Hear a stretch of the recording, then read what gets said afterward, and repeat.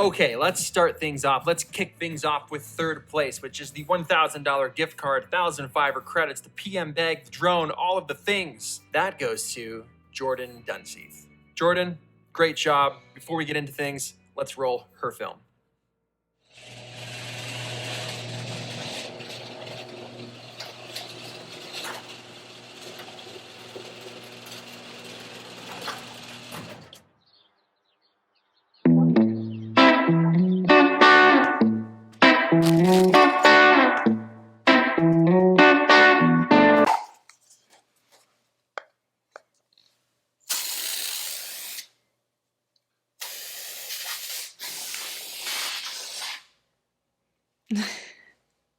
Just pretend I have the wood back there.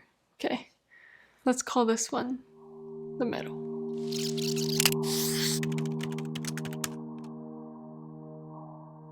Here's the full story.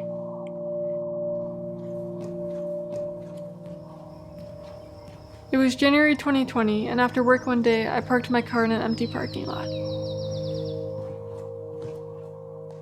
I thought a lot about my current job and I prayed. I said, God, am I really supposed to quit? I'm ready, but I'm not ready, you know. Sure enough, things became semi-clear, not full clarity as we all wish, but mostly. So I quit. The pandemic hit, which obviously gave me some unexpected free time. And so I spent some months preparing for what it meant to be a freelancer. Insert Peter McKinnon's challenge. My cousin was in town, I was showing her all around Oregon, and I actually had just recently re-downloaded the YouTube app. I saw Peter's challenge, and I jokingly said to her, should I enter this contest? And before she could answer, I said, just kidding, I don't want to. I don't think I know what I wanted. But I probably wouldn't have made the video if she didn't say, no, I want to rest day anyway, make the video. She insisted, I complied. So I now had literally only 24 hours to make that video. I pulled an all-nighter.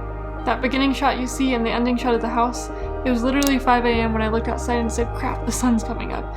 And I filmed that closing shot before the sun actually did come up. It was crazy. In the video, I talk about this thing that I couldn't ignore. That thing was starting a YouTube channel. I couldn't ignore it because every time I prayed, I felt this nudge to start a YouTube channel for months. And man, was I stubborn. I didn't want to, for a myriad of reasons. And so to be honest, the video I submitted to Peter was out of an attempt to check it off my conscience. Don't get me wrong, everything I said in that video was the real me. It was raw, and I really meant it. But I was hoping it would just fall off into oblivion. Fast forward a few months, I'm sitting on my couch and start getting a ton of notifications on my phone. I knew immediately. I opened up YouTube, my heart racing, and there it was. Peter said my name. Jordyn Dunseath. And he pronounced it correctly. I was impressed by that, by the way. In my opinion, it was a huge slap in my face. A gentle slap, though. But God saying, I told you so, Jordyn. So here's why I make this follow-up. I want to invite you into the raw reality of my experience. Peter, you changed my life. Let me explain. Yes, I got a lot of immediate fans. Yes, my DMs exploded. Yes, it still happens today. Yes, I was on podcasts because of it. But no, that's not what I mean when I say you changed my life.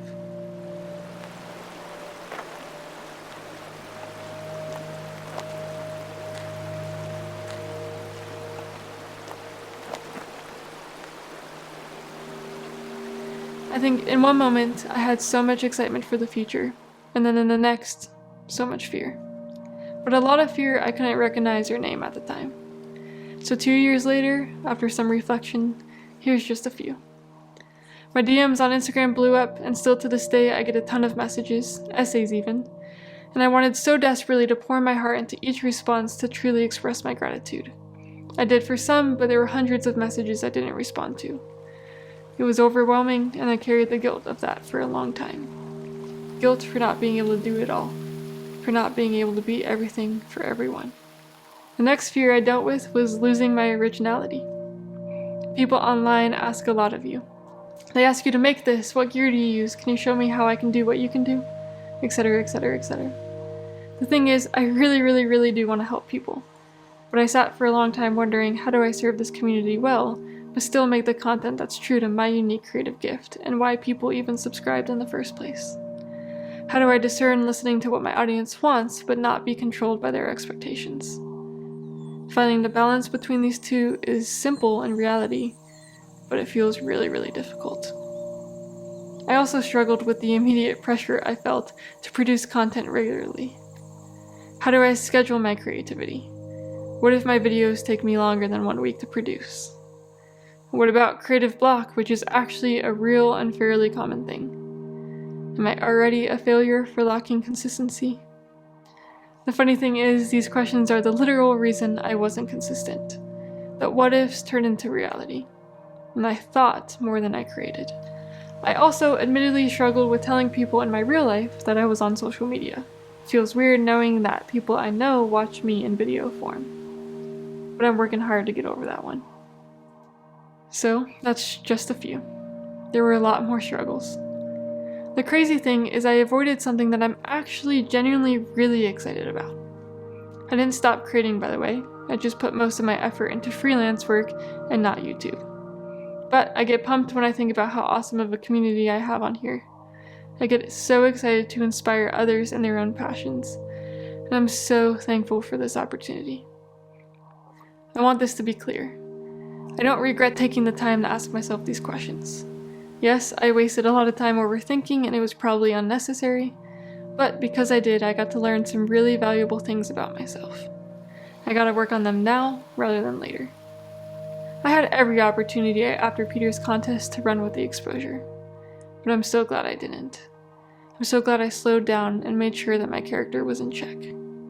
I want to be fully who I am.